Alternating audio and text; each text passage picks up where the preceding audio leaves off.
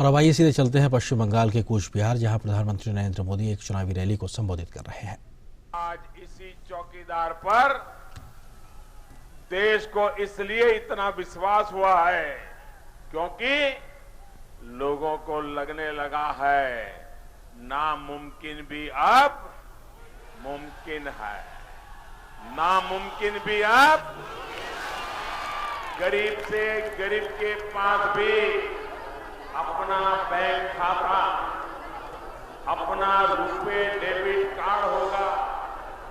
ये कभी नामुमकिन लगता था, लेकिन अब मुमकिन है। अब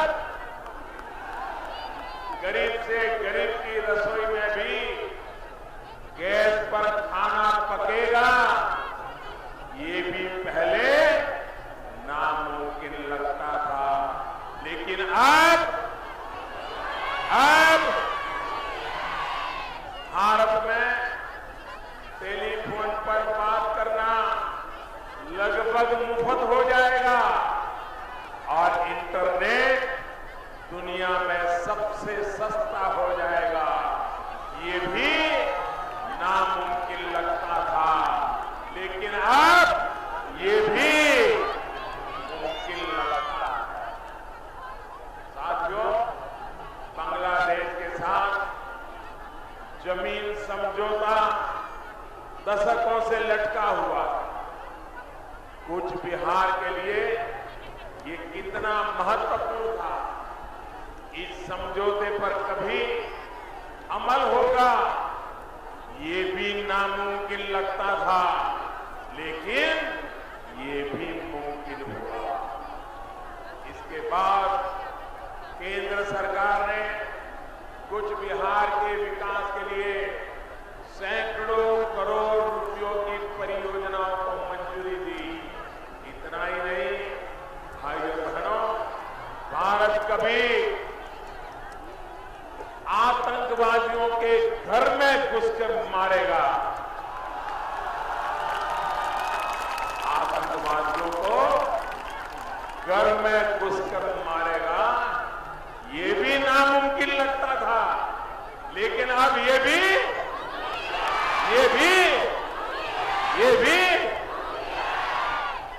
नामुमकिन को मुमकिन किसने बनाया?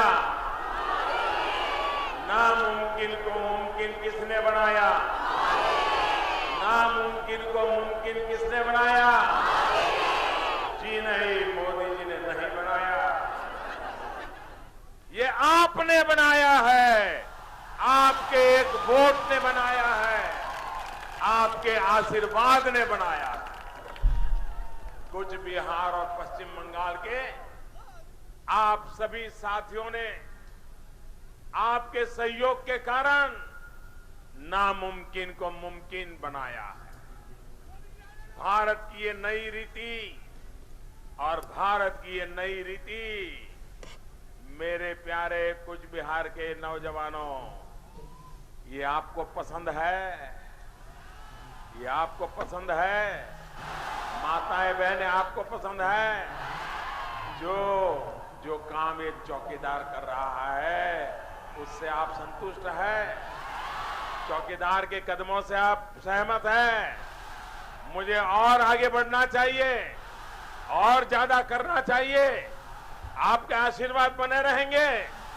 भाइयों और बहनों, 2014 से पहले आए दिन आतंकवादी हमले होते थे। वो कहां से आते थे? कौन उनको भेजता था?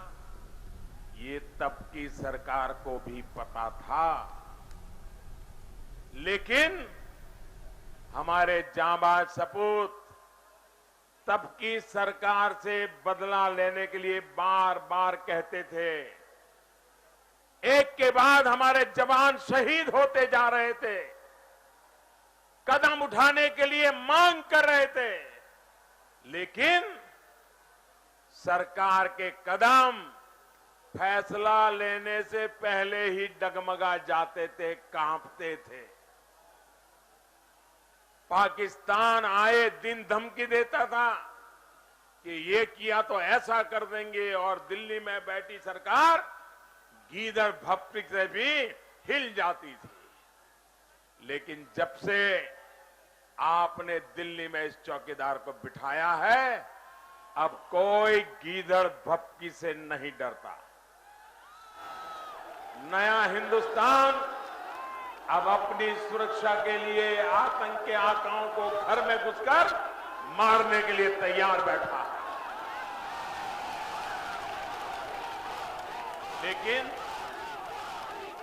साथियों, मजबूत होते भारत से कुछ लोगों को कष्ट हो रहा। जब भारत अंतरिक्ष में महाशक्ति बन रहा है तो दीदी को ये भी परेशान करता है। जब भारत आतंक पर शक्ति दिखाता है तब दीदी को इससे भी मुसीबत होती है।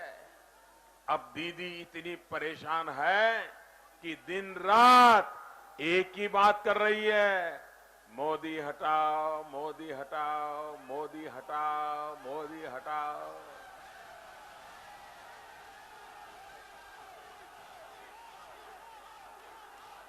अरे आप लोगों के प्यार और आशीर्वाद के रहते हुए कोई मोदी को हटा सकता है क्या?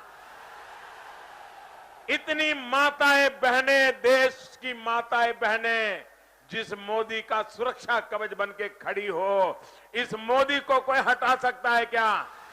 जिस देश के कोटि कोटि नौजवान जान को हथेली में लेकर के ये अत्याचारियों के खिलाफ लड़ रहे हो, क्या ऐसे मोदी को कोई हटा सकता है क्या?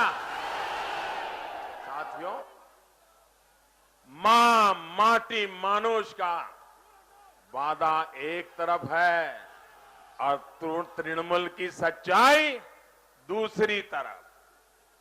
वोट बैंक की पॉलिटिक्स के लिए दीदी मां को भुलाकर भारत के टुकड़े टुकड़े करने के नारे लगाने वालों के साथ खड़ी हो गई। ये मां का अपमान है। आपने राजनीतिक फायदे के लिए घुसपैठियों को बचाकर दीदी ने माटी के साथ भी विश्वासघात किया है। पश्चिम बंगाल के लोगों को टीएमसी के गुंडों के हवाले करके उन्होंने मानुष की सारी उम्मीदें तोड़ दी है, उसका जीवन मुश्किल में डाल दिया है। भाइयों और बहनों, दीदी अब ऐसे लोगों का साथ दे रही है जो भारत में 2 प्रधानमंत्री चाहते हैं। क्या भारत में 2 प्रधानमंत्री होने चाहिए? एक हिंदुस्तान में, एक जम्मू कश्मीर में, ऐसी कल्पना आप कर सकते हैं? अरे दीदी, ये आपके साथी चिल्ला चिल्ला करके कह रहे हैं कि भारत के 2 प्रधानमंत्री होने चाहिए। देशवासियों को पता होना चाहिए, बंगाल की धरती को पुनः स्मरण होना चाहिए। इसी बंगाल की धरती का एक सपूत, इसी बंगाल की धरती का एक लाल, जिसने एक प्रधान, एक निशान, एक विधान के लिए अपना बलिदान दे दिया। वो